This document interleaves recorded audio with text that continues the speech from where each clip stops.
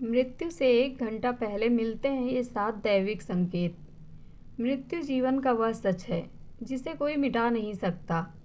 जिस प्राणी का जन्म पृथ्वी पर हुआ है, एक न एक दिन उसकी मृत्यु भी निश्चित है। मृत्यु के बाद शरीर नष्ट हो जाता है, इसलिए उसे जला दिया जाता है या दफना दिया जाता है। लेकिन आत्मा कभी समाप्त नहीं होती, बस एक शरीर से दूसरे शरीर में रूपांतरित होती रहती है। इसलिए कहा जाता है कि शरीर नश्वर है और आत्मा अमर है। इस विषय में गीता में भगवान श्री कृष्ण कहते हैं कि आत्मा अमर और अविनाशी है, जिसे कोई शस्त्र काट नहीं सकता, पानी गला नहीं सकता, अग्नि इसे भस्म नहीं कर सकती और वायु इसे सुखा नहीं सकती। आत्मा वह है जो कर्म फल के अनुसार एक शरीर से दूसरे शरीर में भटकती रहती है। लेकिन क्या आप जानते हैं कि जैसे ही किसी की मृत्यु होती है तो 1 घंटे तक आत्मा के साथ कई तरह की अजीबोगरीब घटनाएं भी होती हैं। इन घटनाओं से आत्मा बेचैन और घबराहट से अचेत हो जाती है। गरुड़ पुराण में विस्तार पूर्वक बताया गया है कि मृत्यु के बाद 1 घंटे तक आत्मा के साथ क्या क्या घटित होता है। नंबर 1, अचेत अवस्था। मृत्यु के बाद जब आत्मा शरीर से निकलती है तो कुछ समय के लिए अचेत अवस्था में रहती है।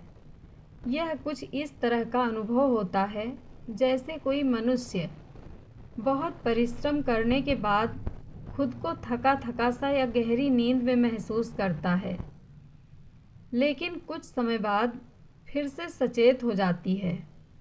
नंबर 2, सामान्य सा व्यवहार। मृत्यु के बाद जब आत्मा शरीर से निकलती है तो उसके साथ क्या घटित हुआ है, इस बात का अनुभव उसे नहीं रहता।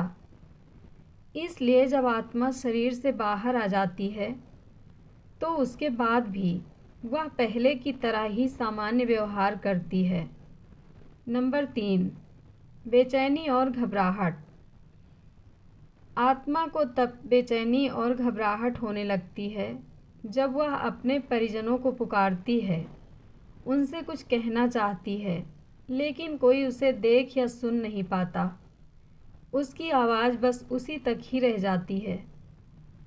ऐसे में आत्मा घबरा जाती है।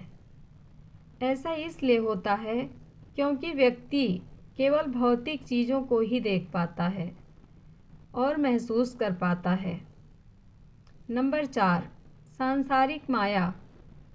आत्मा को शरीर त्यागने में दुख होता है, इसलिए वह अपने सगे संबंधियों से मिलने और बात करने की कोशिश करती है, लेकिन उसकी कोशिश नाकाम होती है।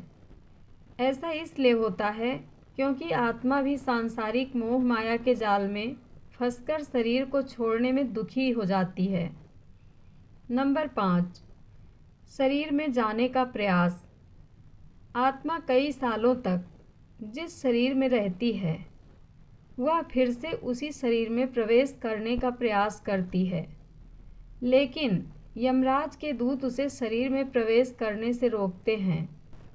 शुरुआत में उसके लिए यह मुश्किल होता है, लेकिन धीरे धीरे आत्मा भी यह स्वीकार कर लेती है कि शरीर से बिछड़ने का समय आ गया है। नंबर 6, दुख।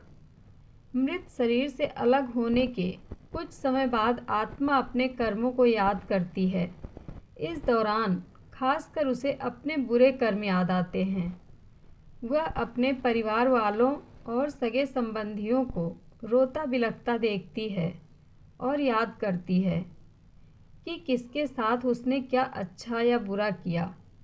इसके बाद आत्मा यमलोक के मार्ग की ओर चल पड़ती है। नंबर 7, कर्म के अनुसार नया जन्म। यम मार्ग में पहुंचने के बाद आत्मा को उसके कर्म के अनुसार नया जन्म मिलता है। कुछ आत्माओं को तुरंत ही नया जन्म मिल जाता है, तो वहीं कुछ आत्मा को इंतज़ार करना पड़ता है। जय श्री कृष्णा। कथा अच्छी लगे तो कमेंट बॉक्स में अपनी राय ज़रूर दें। धन्यवाद।